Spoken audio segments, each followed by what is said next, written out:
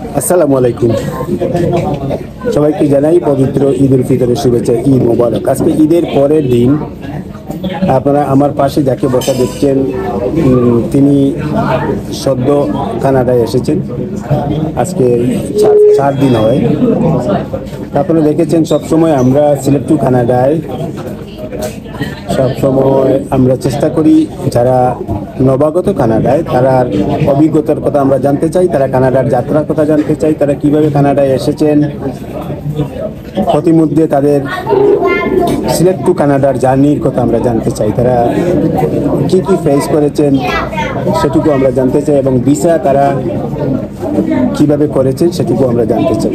এবং এই জানার মাধ্যমে আপনাদেরকে একটি মেসেজ দেওয়ার চেষ্টা করি, যে মেসেজটি আপনারা খুবই সাদরে গ্রহণ করেছেন এবং আপনারা বেশিরভাগ, আমার নিজেকে খুবই প্রাউড লাগে যখন আমি বাঙালি এরিয়ায় যাই, বাংলা টাউনে যাই, তখন বেশিরভাগ লোক আমাকে বলে থাকেন যে আপনার ভিডিও দেখে কানাডায় এসেছি। প্রায় 90-95% মানুষ একথাই বলেন যে আপনার ভিডিও আমরা দেখেছি।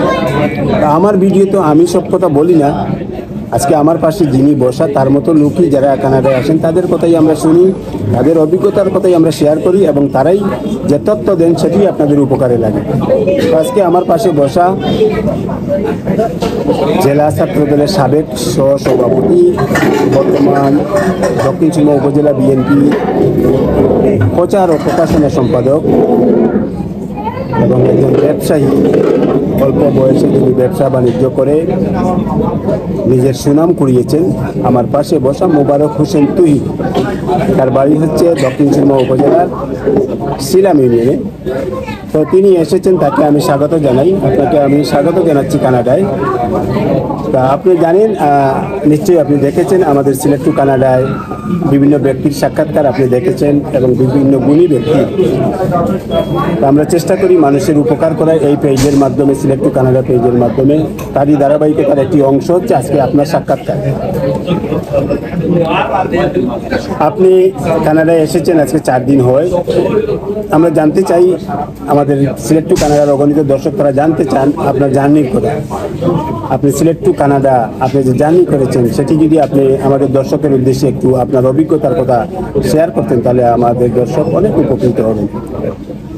প্লিজ। আসসালামু আলাইকুম। প্রথমে আল্লাহ তাআলা শুকরিয়া। আমার একটা ড্রিম কান্ট্রি আছে, স্বপ্নর দেশ কানাডা। আমি আইতাম পারছি অবশেষে। আমি আসলে আইসি কেথে প্যাসিফিক হংকং এয়ারলাইন্সে।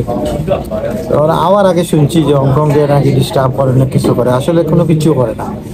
ঢাকা তো তেমন কিছু করে না, এটা শোনা যায় আর কি। হংকং ঢাকাতেই বোর্ডিং পাস আমার দিচ্ছে, হংকংয়ে কোনো ডিস্টার্ব করছে না। আমি দেখলাম যে বাংলাদেশ বিমান আসলে টিকিট অনেক বেশি, 2,70,000 এরকম, আর হংকংয়ে 1,70,000, প্লাস 1,00,000 টাকা সেভ হয়। ট্রানজিট মাত্র 3 ঘন্টা। চিন্তা করলাম তো 1,00,000 টাকা সেভ হয়, আমরা খরচ করে লাভ দিলাম। আইসি আর কানাডা ইমিগ্রেশন একটু তারা জিজ্ঞাসাবাদ করে, কিন্তু আসলে বই ভাইবার কিচ্ছু নেই। সর্বশেষ কিন্তু আমরা দেশেও ব্যাক করাইতে না। অনেক আমরা কাপড়াই যাই, আমরা মনে দেশেও ব্যাক করাই না। আপনারা যারা আইতে চান বা আইতে ইচ্ছুক, এরা বয়ে পাইব না। কিন্তু আইয়া কানাডা ইমিগ্রেশন আপনার বিভিন্নতা জিকাইলে আপনি ডরানির কিচ্ছু নাই। বাট ওখান আপনি করবে, আপনারা জিকাইব তুই দেশে যাইতে গেছে আসনি, ওখান সময় জিকাইব করবে না যাইতাম না।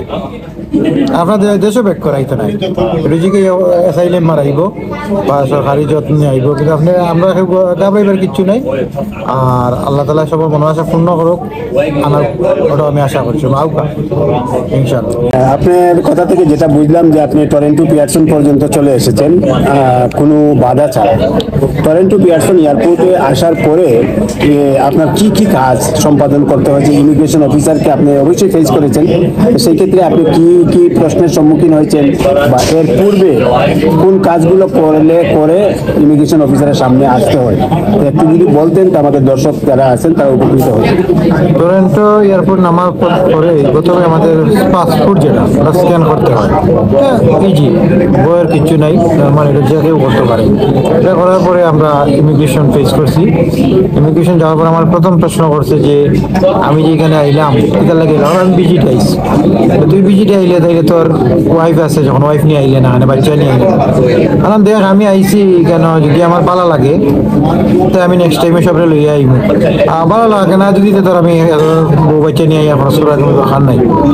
এরপরে আমার প্রশ্ন করছে যে তুই ভিসা করার সময় কইলে যে তুই জব করস, আবার দেখাইলে ব্যবসাও দেখাইছিলাম, দুইটা একসাথে খরচ ছিলাম। আলাম দেখ আমি তো আমার যে ব্যবসাটা মেনটেন করে আমার ওয়াইফে, আমার নামে ট্রেড লাইসেন্স, আমি বিকালে গিয়া বই, যখন আমার বাচ্চা কাচ্চা স্কুল থেকে আয় এরা দেখা লাগে আমার ওয়াইফ যায় কি বাসা, আর আমি জব করি 6 ঘন্টা, এরপরে গিয়ে আমি বই বিকালে, ওই দুটো একসাথে খরচ করে গেলাম। আমি তো দুটো একসাথে করি না, এরা এখন আমার ওয়াইফে দেখে আমার জিজ্ঞেস যে ভিসা কিলা ইনভাইটেশন দিয়ে, আমি কইছি ইনভাইটেশন দিয়ে আমি করছি, কইলতে তুই নাম কর, আমি নাম করছি যে ইনভাইটেশন কইছি ঠিকানা, এখন আমি এজেন্সির মাধ্যমে তো করাইছি, আসলে সঠিক ঠিকানাটাও আমার কাছে আসেন না, তখন আমি একটু চালাকি করে বললাম যে এটা আমি 32 ঘন্টা জার্নি করে আইছি, ঠিকানা আমার মনে রয়েছে না, আমার ইভেন্টে মনে হন না এখন।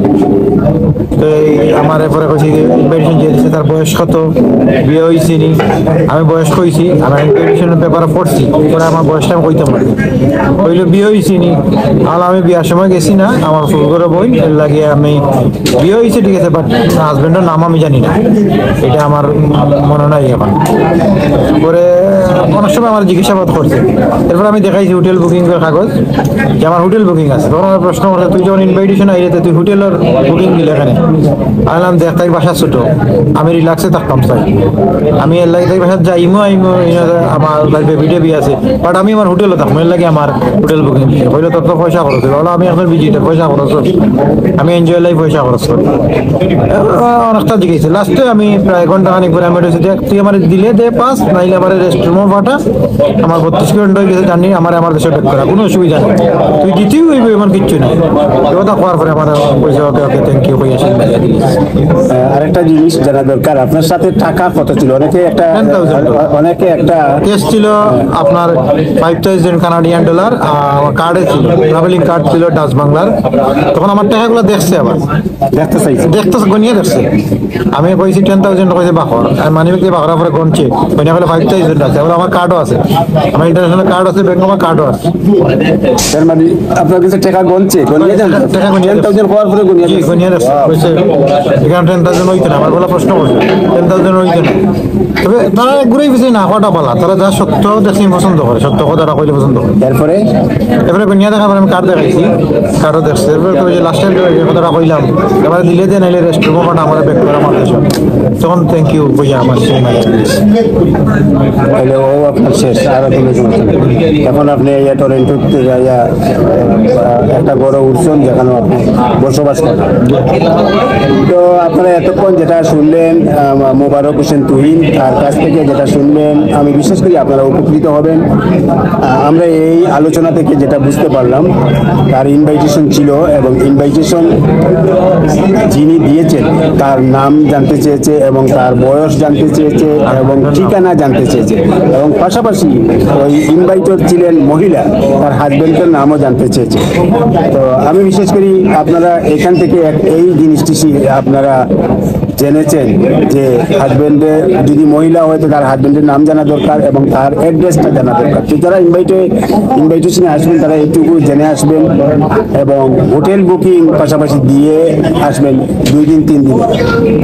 আর যদি আপনারা জানলেন আরেকটি যে আমরা পাসপোর্টে এন্ডুজ কত টাকা করবেন এবং কত টাকা নিয়ে আসবেন, তিনি নিয়ে এসেছেন $10,000 পাসপোর্টে, তার এন্ডুজ করা ছিল 5,000 আর 5,000 ক্যাশ, কিন্তু তারা দেখতে চেয়েছে অফিসার। আমি বিশ্বাস করি, আমি মনে করি আপনারা যারা আসবেন তারা মিনিমাম $5,000-7,000 সাথে নিয়ে আসবেন, কারণ এই টাকাটা তারা দেখলে তারা বুঝতে পারে আপনি টুরিস্টে আসছেন, ভ্রমণে আসছেন, এদেশের থেকে চলে যাবেন। আর কম টাকা হলে তারা মনে করে এই লোকটি কিভাবে থাকবে।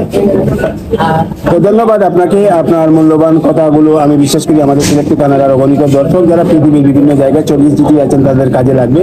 আপনাকে টরেন্টোতে স্বাগত। আপনি আপনার জীবন সুন্দর হোক, আগামী দিন আপনি যেন এখানে থেকে আপনাকে নিজেকে তৈরি করে ভবিষ্যতে আরো বড় কিছু হতে পারেন এবং আপনার ফ্যামিলির জন্য কিছু একটা করতে পারেন। আপনাকে ধন্যবাদ। ধন্যবাদ। তো আপনারা এতক্ষণ মোবারক হোসেন তুহিনের বক্তব্য শুনলেন।